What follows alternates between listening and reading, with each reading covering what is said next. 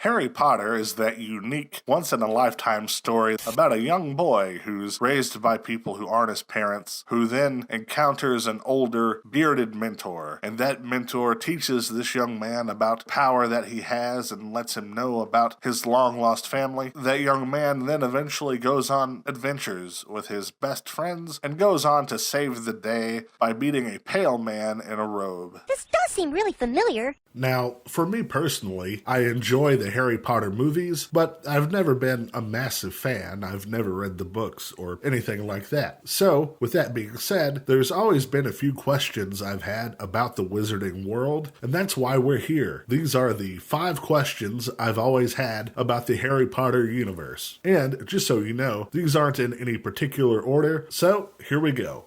Why don't wizards use technology? They use owls to send messages. They write with quill pens. They use lanterns. It just doesn't seem very practical. I suppose it is kind of neat to have an owl fly through your window and hand you a letter, but what if something happens to the owl? What if the owl dies on the way there? What if it gets, struck by lightning? What if a predator kills it? Then people can't get their messages. I suppose it makes sense that they don't use cars because they can just kind of teleport, and they can also fly on brooms, but can you go continent to continent on a broom? That would seem kind of dangerous, especially since, a jet travels, 500 miles an hour? But when you're traveling at that speed, you're encased in the jet. There's a level of safety there. Wizards are just out on the broom. Traveling that fast, exposed to the elements and whatever else might hit you, seems really dangerous. Which leads me to a more broad question. Do they not use any typical technology at all? Do their homes not have water heaters? Do they not use air conditioning? That's just not very efficient when it comes down to it. What exactly is the function of a rubber duck?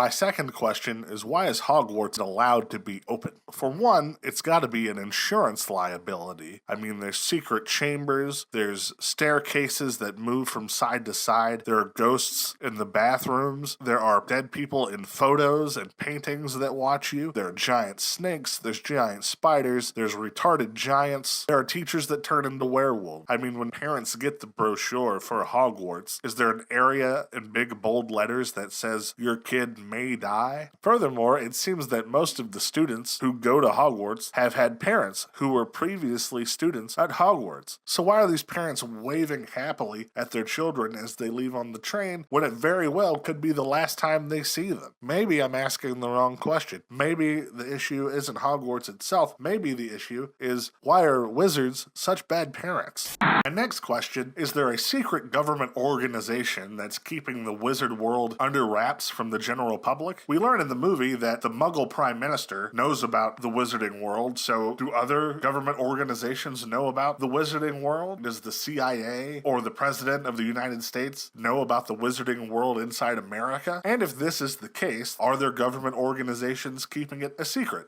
We all know that sometimes the wizarding world bleeds into the Muggle world. We saw that with the Weasley's car being seen when it was flying over Britain somewhere. Obviously, a bunch of people saw that bridge destroyed when the Death Eaters attacked, and I'm sure lots of people saw Harry kill that lady when he made her float up in the air where the atmosphere is really thin, and she no doubt died from lack of oxygen. We know that memories can be extracted, and we saw Hermione do an Obliviate spell on her parents in the movies. Are there wizards in suits walking around like Men in Black doing Obliviate spells on people to make sure the wizarding world is never exposed on a greater level?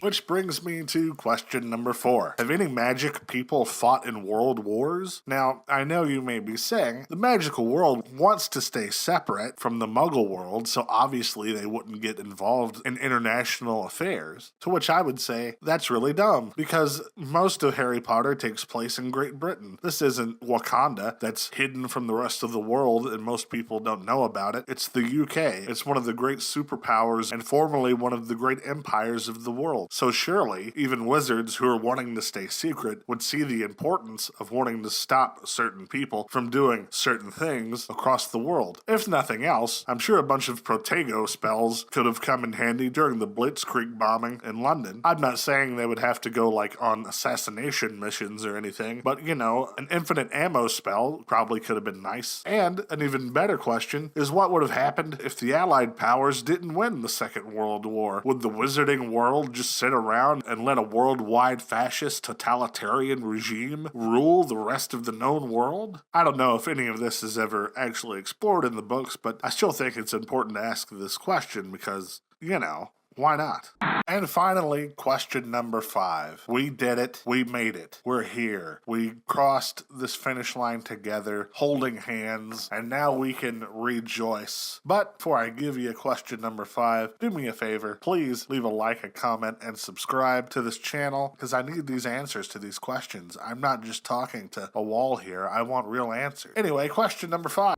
What are wizards? Are they the next step in human evolution? Kind of like the X-Men? Are they considered a separate race or a separate species altogether? What goes into the biology of a wizard? Obviously, being magic isn't necessarily genetic, like it does run in families like the Weasleys, but Hermione's parents are both non-magic users. Does it just skip a generation sometime? Is it a dormant trait for some of them? The hardcore wizards like to keep everything like pure-blooded. Are wizards like a result of generations and generations of inbreeding from like royalty, that somehow enough cousins married enough cousins that somehow a whole new genus of human is born that has magical powers? What are wizards? This is really the biggest question I have, because if we can understand what they are, we can learn how to kill them.